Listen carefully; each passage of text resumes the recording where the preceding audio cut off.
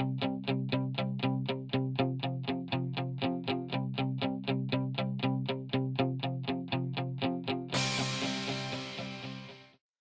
in this tutorial I'm going to show you how to do repeating patterns. This is for the A-level Applied ICT students for their portfolio. Repeating patterns are relatively easy to do. You just have to follow a few simple steps. It just pretty much builds on things that we've done before. So I'm going to start a new file. I'm going to make it square. So I'm going to go 400 by 400. So the resolution's about 100. Remember, this is pixels, not centimetres, so you don't get those huge files that some of you manage to get on other things. I'll set the background colour to white, that'll do, and just click OK. So we've got a square. Now the important thing with repeating patterns is that the patterns have to repeat, but more than that, you need to make sure that they repeat in such a way that it doesn't look like a load of squares tiled together. You want it to look like an irregular repeating pattern that's sort of, it's hard to see the edges of the squares. So what I'm going to do is I'm going to find a brush. I'm just going to paintbrush, go into my brush tools, just find something that will do the job. What's that? Sort of a crescent.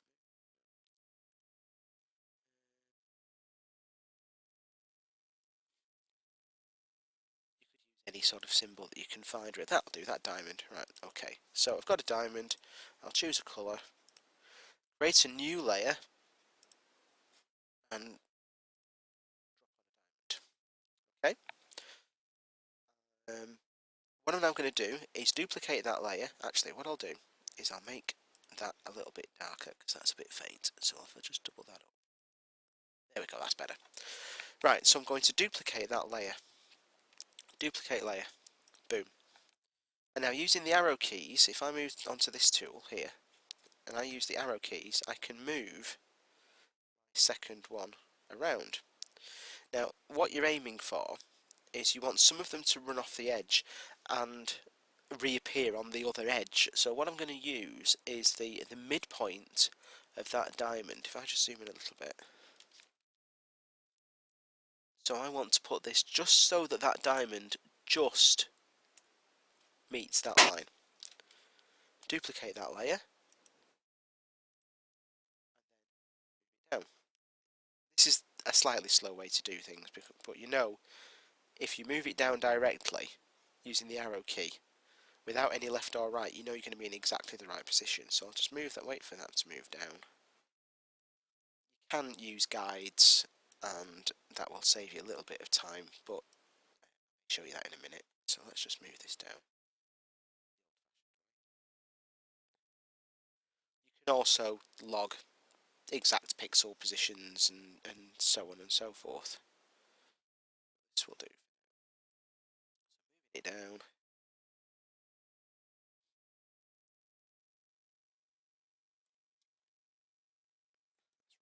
Bottom.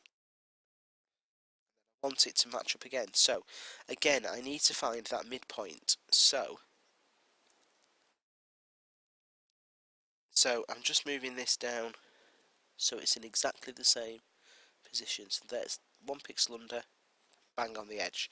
So now those two diamonds are effectively one diamond running off the edge of the screen. So again, I can duplicate layers, put another diamond and move it over this way. Tell you what, I'll show you this with guides this time. So we'll do view, guide, horizontal guide to there. So now what I can do is I can pick that up and I can place that on the guide. That, duplicate the layer, use the guide so I can get it exactly in the middle to the midpoint. So now I've got one that runs off from side to side, one that runs off top to bottom. I can just keep duplicating layers. Now the rest of these can pretty much go wherever I want, it doesn't really matter. Some sort of pattern.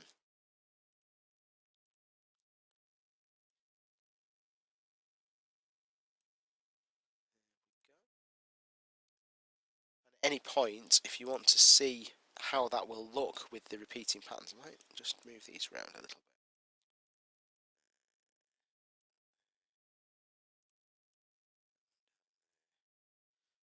Fairly random.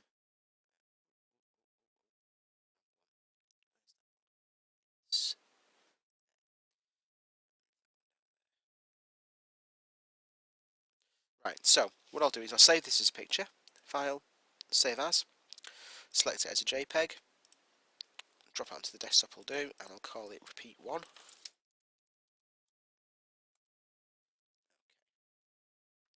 easy way to check that that actually works is to load up PowerPoint. You could actually load up your portfolio if you wanted to. Create a basic shape, a square will do fine, so insert, shape, rectangle, fairly big, right click, format the shape, picture or texture fill, find that picture by clicking on file, insert that, and we tell them that we want to tile it as a texture, and you can scale it however you want, click close, and there's the repeating pattern, and if we make the picture bigger, you can see that pattern repeating quite nicely. Okay, so that's how you do a repeating pattern. If you're not happy with the brushes that Photoshop has, you can just use basic shapes, or you can import brushes. Now, I haven't done importing brushes with you yet, but if I just show you briefly to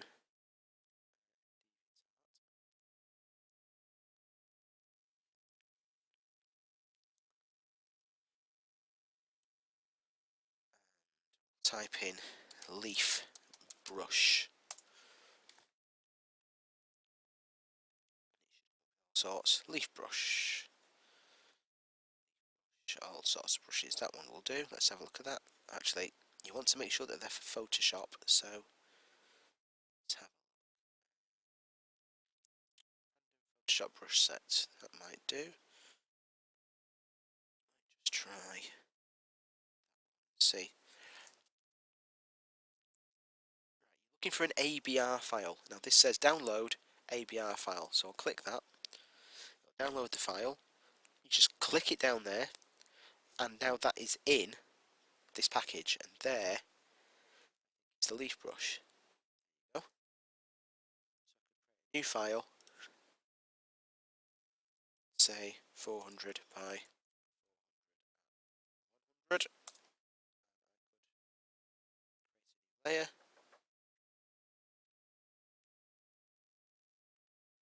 Yeah, so there's the new image, and I've now downloaded a brush. So now that downloaded brush is sitting in Photoshop. We've got a clean area to work on. Drop in a new layer, and let's change it to green. You can of course put backgrounds on here, but you need to make sure if you do a background that obviously the edges are going to match up. So I'll tell you what, let's just quickly put in solid fill. So I'll just do a solid fill of a pale sort of green colour. Layer, go to brush, choose darker green, and let's have a look at the brush settings.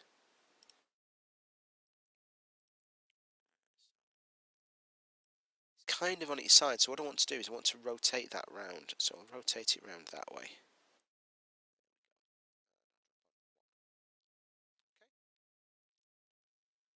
Add some guides, so view, guide, horizontal, we'll just put one horizontal one on, view, new guide, vertical, boom.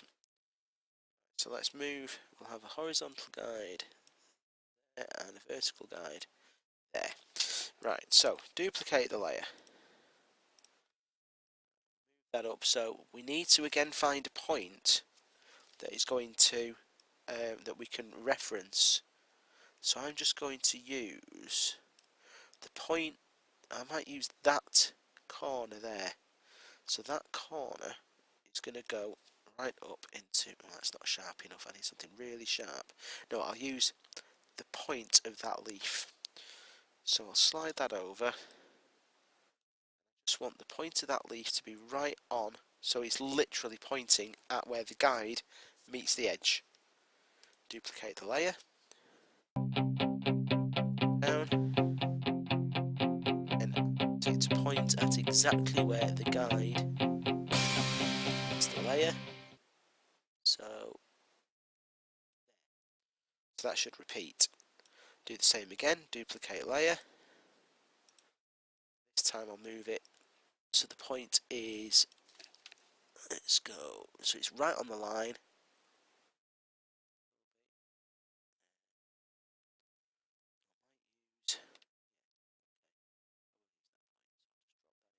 There, layer. That's silly because it's not going to actually wrap around now. Let's go further over.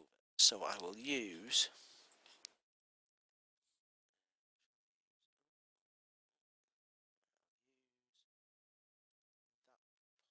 that point there, that's quite sharp.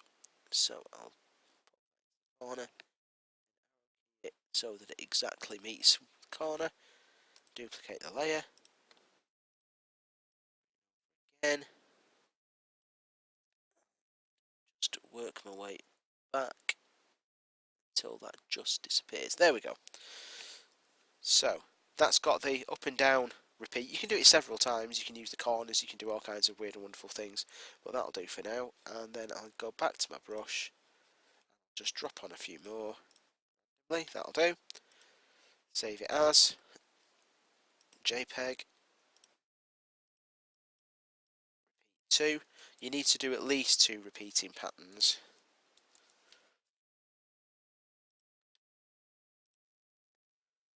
Back to PowerPoint. Change the fill 2. Picture. There you go. So 2 repeating patterns. You'd put one example of each into PowerPoint Portfolio. When you shrink it down, if it's no good, go to Format Picture, and under the fill, you can just change the scale. So if you knock the scale to 50%, 50%, everything goes a bit smaller. So you can see more of the repeating pattern. So you'd have one there, repeating patterns as your heading, job done. Okay, fantastic.